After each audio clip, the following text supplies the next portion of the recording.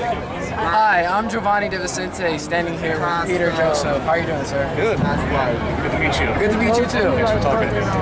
Yeah, and we're here just at the GMO Monsanto protest, and we wanted to get people's word to spread the word for the people and just come up with solutions and bring up a better society community worldwide.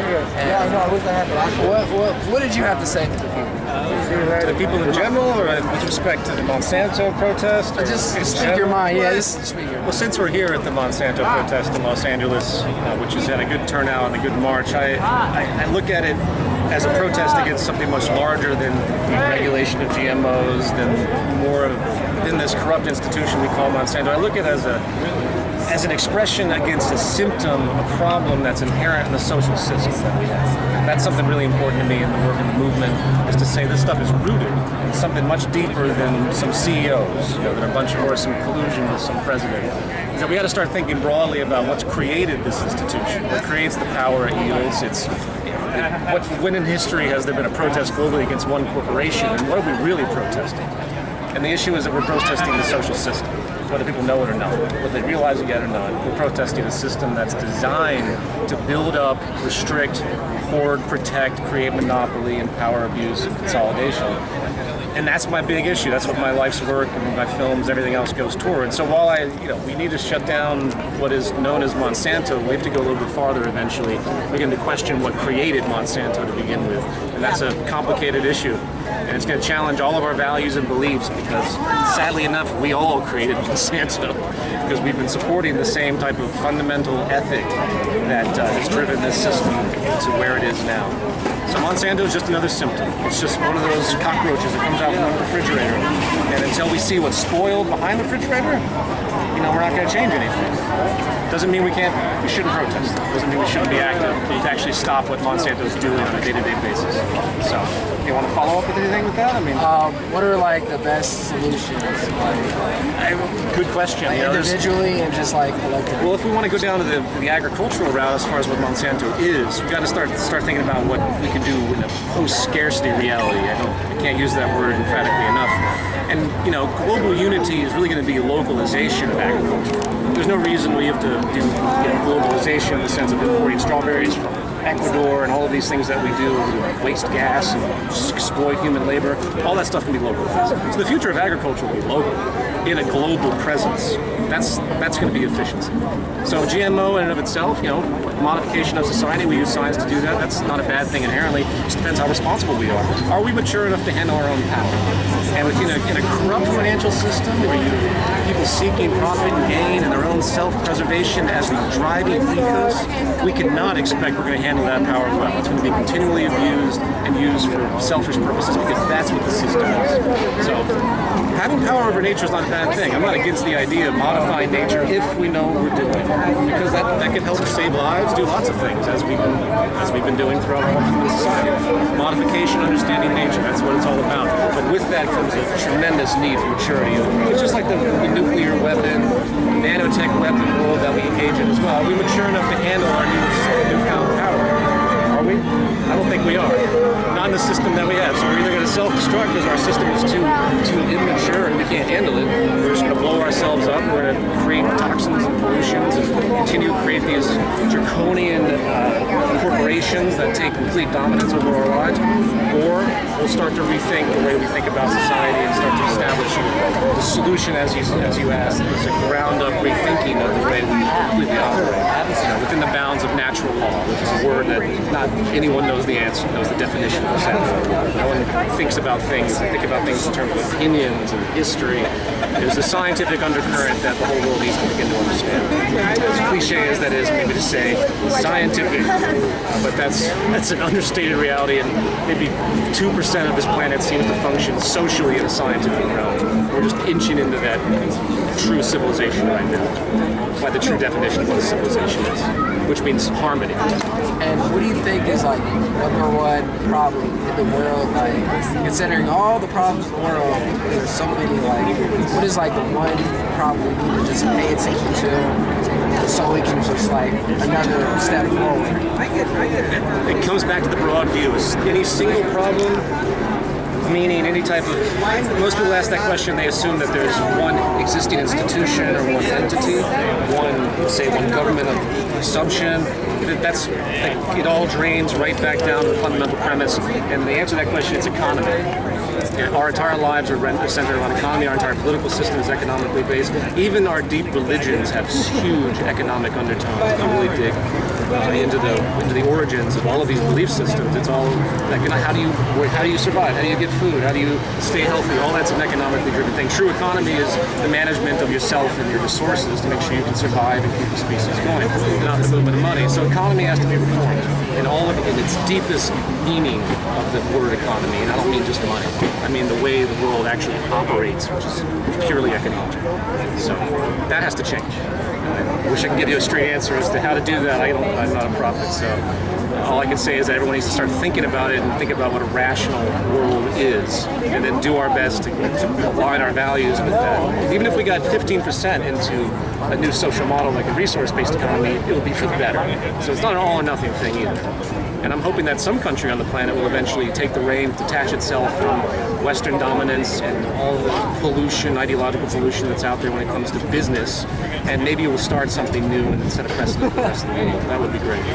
That's not going to happen in America. I think it could happen somewhere. Why won't it happen in America? Because it's too control. America's the pinnacle right now. It could happen maybe centuries and centuries from now. America is the ultimate icon of what the world system is. It's the beacon. That's why it doesn't suffer any of the market discipline. That's why America can keep raising its debt level. Its currency is so strong.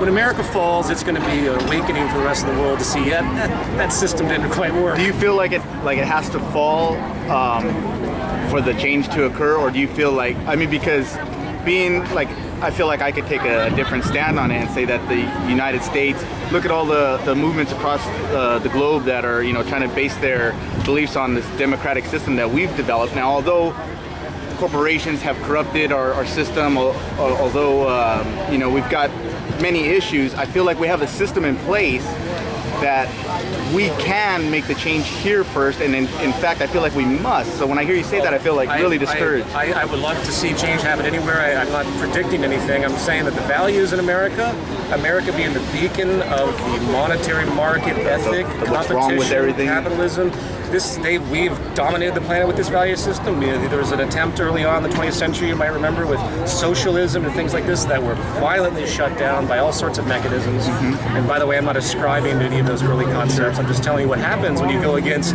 the big bully on the planet and what they believe and what they want to put forward economically, because it's all economically driven. If you're not in economic alignment with the major superpower of the period, you're going to suffer the consequences. And that's why the system, it's more poetically important for the U.S., so to speak, to be seen as its failure, which is going to happen. Okay. Because the rest of the world will begin to wake up to see that this wasn't sustainable. Right. This wasn't the right approach. This wasn't freedom. Right. This wasn't democracy. So it's a slow process.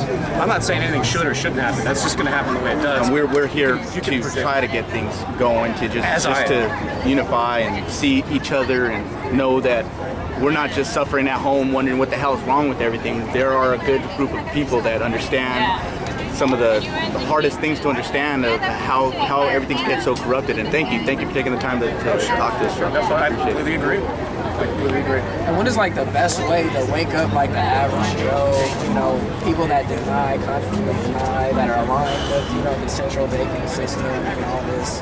What is the best way to just wake them up and just try to convert them to realize the bigger picture? The word slowly comes to mind, because you got to remember, everyone's tied in so strongly with their values and identifications. No one likes to be told that what they've been believing and following their whole life, their jobs are fruitless and wrong and unsustainable. No one likes to think that their $200,000 a year advertising job, which does nothing, no one likes to think that is indeed arbitrary and just a mechanism for monetary circulation. So you deal with sensitive emotional issues when you try to challenge the social infrastructure. So you got to go slowly. That's why I make subtle films, I do media. It's not about hitting people with all this fact stuff, because that only goes so far too. We're emotionally driven. We're not that rational when it comes down to certain circumstances, which means you have to take a very delicate approach to change, because it can blow up in many complicated ways if you try to move too fast with what you might call a revolution. So it's all about data, it's all about proper communication and aesthetic that people can relate to, identify with, and the trick ultimately is to get people to realize it for themselves. Don't impose your views on anybody. You don't tell anyone anything. You let them follow a train of thought, because that's all we do. We just follow a set of reasoning. None of us, there's no dictators. Everyone thinks that the dictator sets up a train of thought in history, and everyone blindly adheres to that train of thought, and that can go any direction. The point being is you don't impose. You share information and you get people to see the merit of it and how it works, how it unfolds in its internal logic, and then they realize it for themselves. They don't feel imposed upon. And even if you like groups, groups are cool, but groups are also a double-edged sword. I work with the Zeitgeist movement, and I always tell people that it's a see-through entity. It's a pass-through. It doesn't even exist. It's just a train of thought. It's not about T-shirts or logos or holding up signs that define the group.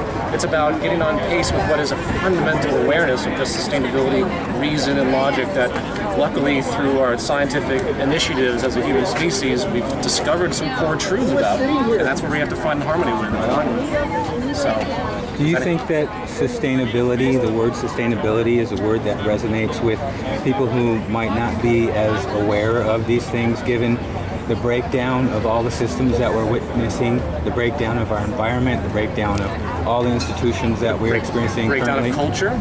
See, sustainability is two levels to me. It's both your ecological basis. It's also how the culture interacts.